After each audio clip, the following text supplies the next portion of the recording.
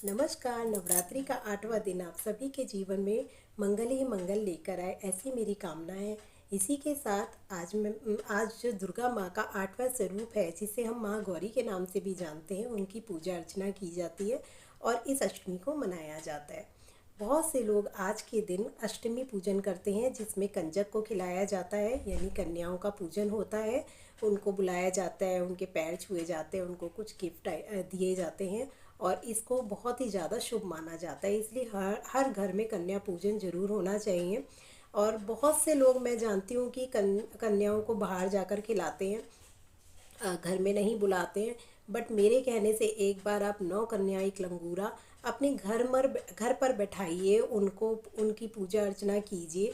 चाहे वो थोड़ा ही खाएं, परंतु आप उनको बुलाइए, उनके चरण छुइए और अपने हाथों से उन्हें खिलाकर देखिए। ये जो सौभाग्य है, ये मुश्किल से ही प्राप्त होता है।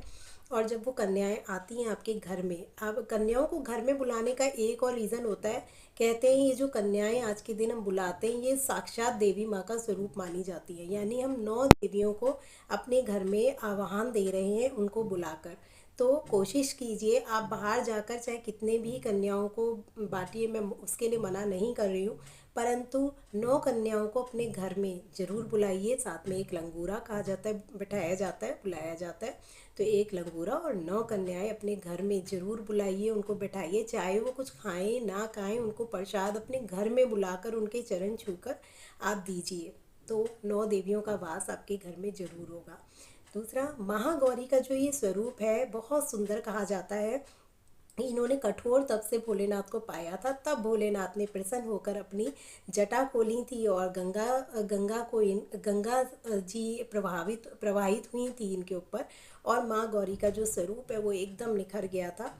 और जब ये स्वरूप निखरा तो ये बहुत सुंदर हो गई थी, इसलिए इन्हें कहते हैं कि बहुत गोरी हैं, इसलिए इन्हें महागौरी का नाम दिया गया।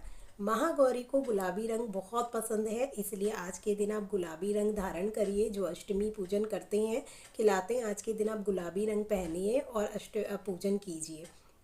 और गुलाबी रंग प्रेम का भी प्रतीक है, इसलिए महागौरी की जो पूजा है वो प्रेम का प्रतीक मानी जाती है। यदि आपके जीवन में प्रेम नहीं है, क्योंकि प्रेम ही सब कुछ है, मैं मानती हूँ, इसलिए प्रेम जरूरी है लाइफ में। और नहीं है तो दुर्गा माँ की पूजा अर्चना कीजिए, उसी से दुर्गा माँ के माँ गौरी स्वरूप की पूजा अर्चना कीजिए और प्रेम ही प्रेम अपने जीवन में लाइए।